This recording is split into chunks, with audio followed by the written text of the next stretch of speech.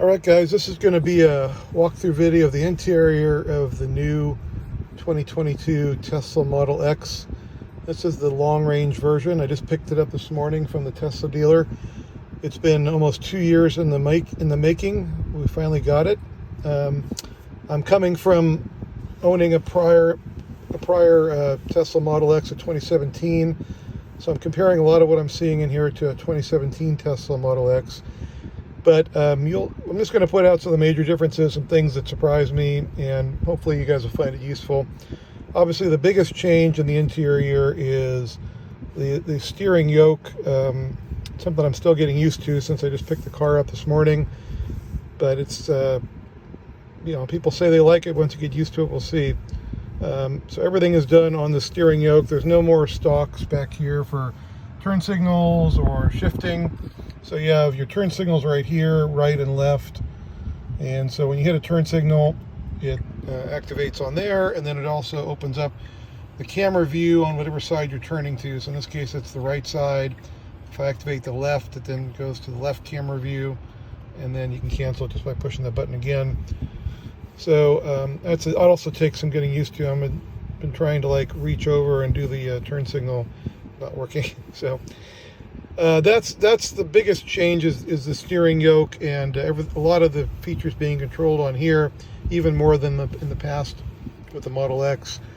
The other change, of course, is the screen orientation. We now have the horizontal screen, which is better for watching movies. I had Netflix pulled up when I was at the charging station earlier. Just a couple things about the screen that's interesting. This screen is a movable screen, which is something I think is new just since April, maybe. I've heard other people have talked about March or April version. So we have display here, and when I hit the this left, it turns the screen. You can see it turning. It angles it toward you, which is nice for, I guess, if you're watching a movie, or if you don't, if you really want to see everything up front with you. If I hit that again and go to the right, it's going to go back to its home position and then go right. And here you can see the back behind there. The controls are in there. The motors, everything is covered. But and then we can go back to the center view. When it's in the center, it really does a nice job of orienting into the dash itself, and it's really nice, clean lines here. You wouldn't even be able to tell that it turns. So that's one of the changes. Everything else, the driving is, there are no shifting stalks anymore. So when you put your foot on the brake, if I go forward with this, now it's in drive, and it reminds you you're going forward. And then if I go reverse, just going down, now it's going backward. It shows up here, and it turns on the camera for you. And then to park, just pushing that button right there, now it's parked. So that's something also is going to take a little getting used to, I think. The other big improvement that I really like about the car is the seats. It now has the cooling seats, which my 2017 only had the heaters. So when I go in here, we can go to the seats. You can change the vent, the cool vents coming up in the seats. You can definitely feel it on the bottom for sure. You can change it to heat, and then do the heating as well. So that's a big improvement. I think that's a long time coming. And then you can see on this display screen, the vents are also a big improvement. The vents are completely gone as far as visible vents on the vehicle. All the air is coming from down here, actually above the screen, and it's coming out of here. It's also coming from the side here, and then over here it's coming. There's a gap right here that the air is coming out of, and so you can change the direction of the heat of the which way it blows, if you want it blowing in your face or down lower, and it's just by moving this screen. So that's pretty slick, I think. The other big improvement that I've noticed is the center console area.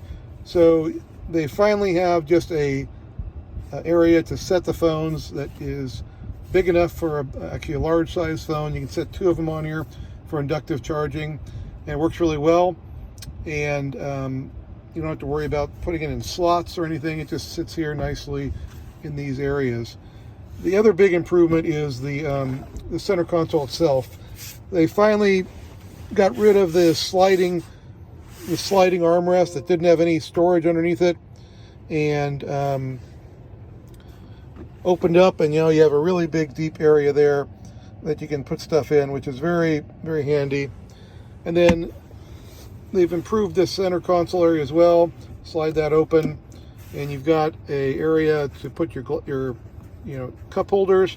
Then you have an area down here to another little cubbyhole area that's just about maybe 4 inches deep. But when you can also slide the cup holders back and slide this forward, and then you have a huge storage area under here. It's even bigger, I believe, than the last storage area in the Model X. And you have your 2 USB-C plugs right here. If you wanted to plug in a phone with a cable and not use the charging pad, that's your option. And so then you just hit that again, and that slides back. And then you hit this right here, your cup holders slide back. And this slides to a medium position or middle position. And then you can also hit it again, and it slides completely closed. So a very clean look to that. The other change is the glove box. It's a little lower on this car. There's no button to open the glove box like on the last Model X. You have to go into the system here, and you go to glove box right there. You can also set a pin like you did on the last Model X. And this also is where you can do your steering adjustment. There is no button or no lever down here to adjust steering. This is how you do it with a scroll wheel. And same thing with your mirrors. It activates on the scroll wheel on the side here to make the mirror go up or down, or left or right on this wheel. The wheel goes left and right and up and down. So that's how you adjust it. So a lot of functionality in the screen itself. Not a lot of other controls on the vehicle. The other thing I just want to show, real quick, I think you guys already know this, but there's no handle anymore for opening the door on the Model X. You push the button and it opens. And then I just want to show you the trunk area real quick, because I thought this is a big improvement as far as trunk space. Now I had a 7-passenger before, so maybe this is already something you're aware of, but they added a lot of storage under here compared to my Model X before.